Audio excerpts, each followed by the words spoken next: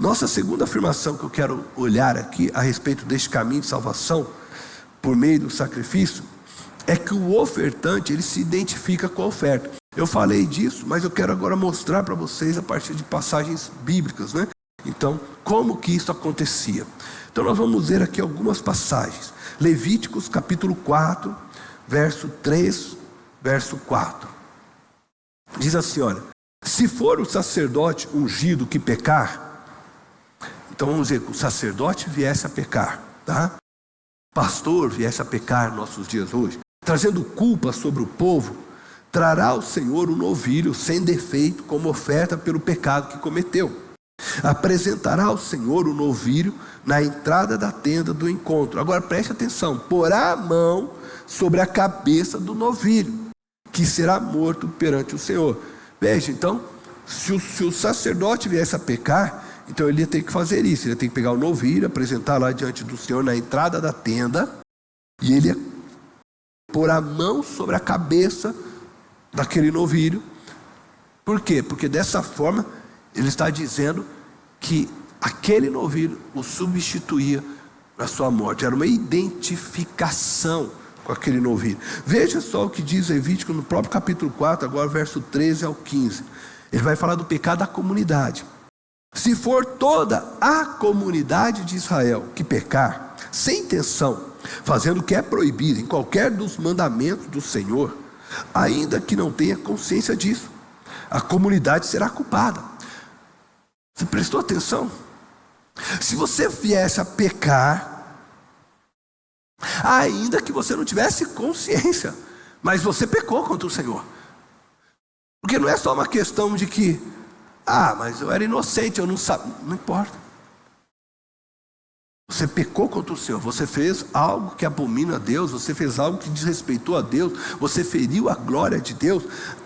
Aquilo era pecado. Então ele está dizendo, né? Ainda que não tivesse intenção, ele fala. Aí ele vai dizer assim: quando tiver consciência do pecado que cometeu, a comunidade trará um novilho como oferta pelo pecado e o apresentará diante da tenda do encontro.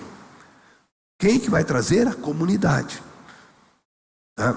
Então aqueles que eram príncipe, que a gente chamava naquele tempo cabeça, né, daquela tribo, ele ia lá representando a comunidade, ia levar o novilho, ia levar lá para ser oferecido como oferta de pecado. Aí fala lá: as autoridades da comunidade porão as mãos sobre a cabeça do novilho.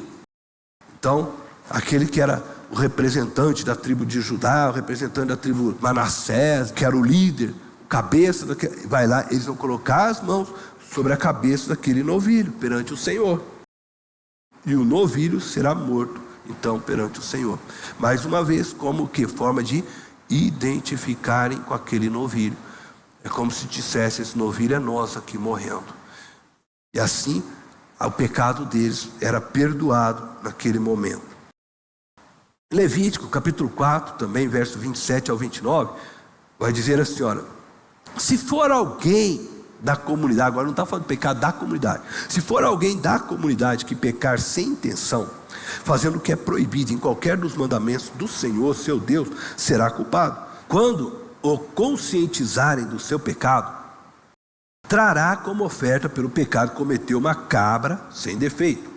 Porá a mão sobre a cabeça do animal da oferta pelo pecado, que será morto no lugar dos holocaustos. Então, todas as vezes você vai observar que essa era uma ordem: colocar as mãos sobre a cabeça daquele animal. Então, ao colocar as mãos sobre o animal, o ofertante estava se identificando com ele. E estava dessa forma solenemente designando a vítima, né, como estando em seu lugar.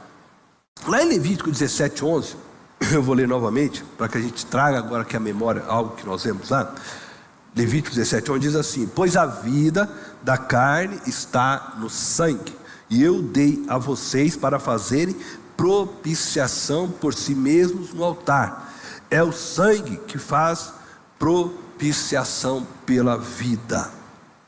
Este versículo, além de nos mostrar que foi o próprio Deus que instituiu o sacrifício, ele também nos ensina que era o sangue que fazia a expiação, por ser ele o símbolo da vida. Todas as vezes que nós participamos da ceia, nós comemos do pão e tomamos do cálice, nos lembramos que do sangue de Cristo derramado. Este sangue tem poder, este sangue pagou o preço dos nossos pecados, é o sangue de Cristo. Então, uma vida era sacrificada em favor de outra, de tal forma que a vida sacrificada levava o pecado, assumia a condenação do pecado do outro. Assim o pecador se tornava santo diante de Deus, aceito por Deus. Mas de fato, nós precisamos entender que tudo aquilo era só sombra. O sacrifício real viria ainda a acontecer em Cristo. Então, aquelas pessoas estavam sendo, na verdade, aceitas por Deus ainda pela graça de Deus. Porque de fato o sangue do animal não tinha o poder verdadeiro para pagar o preço do pecado daqueles homens. Ele era o ensino, ele era símbolo, era sombra do que Cristo viria a fazer. E o sangue de Cristo verdadeiramente é que traz perdão a todos nós pecadores, tanto da geração passada, do Antigo Testamento, quanto a nós hoje do Novo Testamento, do Novo Pacto. Segundo a palavra de Deus, todos nós nascemos, possuidores de uma natureza pecaminosa. E o apóstolo Paulo, em sua epístola aos Romanos, diz que todos pecaram e carecem da glória de Deus. Paulo, ele começa a sua epístola, você vai ler o capítulo 1, ele vai falar sobre toda a questão da humanidade, pecaminosa. Aí ele vai chegar no capítulo 2, capítulo 3, aonde ele vai dizer exatamente que tanto os judeus pecaram, quanto também os gentios pecaram, e todos, aí ele conclui, estão encerrados nisso, todos estão debaixo dessa lei, todos nasceram no pecado, todos somos pecadores, e por isso nós necessitamos, e carecemos da glória de Deus. O que nós podemos fazer então, se somos todos pecadores? Nós não podemos fazer nada. Você não pode fazer nada para se salvar. Eu não posso fazer nada para me salvar, para me encontrar reconciliado com Deus Pai. Essa é a pura verdade. Não há o que nós possamos fazer. E não adianta, você pode subir morro, descer morro, você pode se afogar no mais alto profundo mar. Não há o que você possa fazer para que você receba essa graça de ter sua vida reconciliada e perdoada por Deus. Não tem como nós, homens, aplacarmos a ira de Deus. O próprio Antigo Testamento, ele reconhece com clareza que os sacrifícios também, que lá foram feitos, não podiam expiar de fato os pecados. Veja só as palavras de Miqueias. Porque a gente lê lá em Deuteronômio, mas quando você vai chegar lá em Miqueias, você vai perceber que eles já tinham agora essa compreensão. Miqueias, o profeta, no capítulo 6, do verso 6 ao 8, eu vou ler com vocês, diz assim, olha: com que eu poderia comparecer diante do Senhor e curvar-me perante o Deus exaltado? Deveria oferecer holocaustos de bezerros de um ano? Ficaria o Senhor satisfeito com milhares de carneiros, com 10.000 ribeiros de azeite? Eu devo oferecer o meu filho mais velho por causa da minha transgressão? O fruto do meu corpo por causa do meu próprio pecado? Ele mostrou a você, ó homem, o que é bom e o que o Senhor exige. Aí ele vai dizer: pratique a justiça, ame a fidelidade e ande humildemente com o seu Deus. Isto é, ele está querendo mostrar que não é os sacrifícios que vai fazer você ser aceito por Deus, porque nós não temos nada que realmente nós possamos dar e oferecer a Deus. Agora ele está dizendo que Deus se agrada assim daquele que pratica a justiça, que ama a fidelidade, que anda humildemente com Ele. Agora, o que vai nos justificar? Nós vamos ver daqui a pouco. O Salmo 51 é particularmente também expressivo nesse sentido, Ele fala que a culpa moral não pode ser apagada mediante sacrifícios de animais. O próprio Davi expressa isso no verso 16: não te deleitas em sacrifícios, nem te agradas em holocaustos. senão eu os traria. Ele havia pecado, não vou entrar em toda a história, mas ele havia pecado. E agora ele escreve este salmo, né, onde ele está se confessando, se colocando, e ele está dizendo, ele sabe, ele reconhece, veja, o próprio Davi reconhecia que não era o sacrifício em si que agradava a Deus. Não é assim que Deus ia encontrar prazer em nós, simplesmente porque nós oferecemos a Ele um holocausto. Então, não é o teu sacrifício que vai fazer com que Deus se sinta feliz. Agora, Deus se agrada de corações quebrantados, contritos, daqueles que o adoram em espírito e em verdade, daqueles que humildemente servem aos outros. Assim escreve o profeta, depois também Isaías, quando ele fala do jejum. Não é o deixar de se alimentar um dia que agrada a Deus. Ele fala, o verdadeiro jejum que agrada a Deus é que você liberte aquele que está cativo, é que você dê de comer para aquele que tem fome, é que você cuide da órfã, do viúvo. Ele vai falar, esse é o jejum que agrada a Deus. Todas essas expressões mostram que de fato agrada a Deus, que Deus não era o sacrifício, nunca foi o sacrifício, aquilo que realmente agradava a Deus, mas que aquilo era só um ensino, era um meio didático, para que nós pudéssemos olhar a história e compreender este grande sacrifício oferecido na cruz em Jesus Cristo. De fato, o pecado só podia ser perdoado através da graça de Deus, desse favor, onde Ele entrega o seu Filho por nós pecadores. Essa é a graça abundante, que transborda. Onde havia o pecado, superabundou a graça. O autor da carta aos Hebreus, ele esclarece esse fato. Eu vou voltar lá então ao texto de Hebreus, no capítulo 9. Eu vou ler do verso 9 ao 12 agora. Diz assim, veja o que ele vai dizer: isso é uma ilustração para os nossos dias. Depois ele tem escrito, né, algumas questões a respeito de Cristo, do sacrifício, enfim. Ele vai dizer, isso é uma ilustração para os nossos dias, indicando que as ofertas e os sacrifícios oferecidos não podiam dar ao adorador uma consciência perfeitamente limpa. Então o que ele está dizendo? Que era sombra, é só uma ilustração, tudo aquilo, para aquilo que deveria ser feito. Eram apenas, veja o que ele vai continuar dizendo no versículo 10, eram apenas prescrições, que tratavam de comida e bebida, e de várias cerimônias de purificação com água.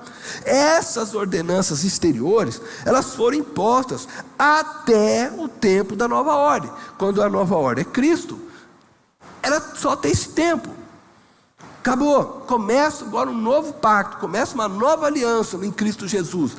Aí ele diz assim, quando Cristo veio como sumo sacerdote dos benefícios agora presentes, ele adentrou o maior e mais perfeito tabernáculo, não feito pelo homem, isto é, não pertencente a esta criação, não por meio de sangue de bodes e novilhos, mas pelo seu próprio sangue. Ele entrou no Santo dos Santos, uma vez por todas, e obteve eterna redenção. Amém? O texto diz que quando Cristo veio como sumo sacerdote, Ele obteve para nós eterna redenção. Aleluia! Ele obteve, nós não temos como obter isso, né? Nós não tínhamos como fazer isso, mas Ele obteve. E agora, quando nós cremos nele, quando nós olhamos para Ele, que Ele fez aquela cruz, nós entendemos isso. Por isso Deus veio nos ensinando, desde lá do princípio, que seria feito, para que nós pudéssemos entender. E agora que a nossa mente conseguiu compreender, e eu posso dizer, sim, Jesus, eu creio nesta verdade, eu aceito como sacrifício que foi feito por minha vida, por meus pecados. Sim, Jesus, eu entendo agora, e eu me coloco diante do Senhor como teu servo a partir de agora. Eu quero viver para ti, eu reconheço o Senhor como meu Salvador. Quando nós fazemos isso, então, o que Cristo fez na cruz é imputado em mim. A justiça de Cristo é imputada sobre mim, sobre você. É fé. Por isso que a salvação é um ato da graça de Deus, e é mediante a fé, não por obras. Nós não tínhamos o que fazer, mas Ele fez por nós. Deus se torna o ofertante. Ele mesmo concedeu o Cordeiro, o seu Filho, para que morresse por nós. Assim como nós vemos aí em Abraão, Ele fez agora conosco, a humanidade. E o seu Filho Jesus, o que Ele fez? Ele se identificou conosco. Ele morre como homem. Ele nasceu da semente da mulher, nasceu e foi homem, homem como nós. Por isso que ele é chamado de segundo Adão. Então houve o primeiro Adão, que nós viemos dessa raiz, né, do primeiro Adão, mas aí vem o segundo Adão, e esse segundo Adão, esse segundo homem, ele morre e paga o preço dos pecados do primeiro Adão, e nós que cremos somos inseridos nele, na sua vida, e tudo que ele conquistou na cruz é para você, é para mim, é para nós, e assim nós somos purificados, santificados e somos salvos, amém? Você está conseguindo entender o que Jesus então se identificou conosco? Era mais ou menos o que? Aquela situação de colocar as mãos na cabeça do novilho.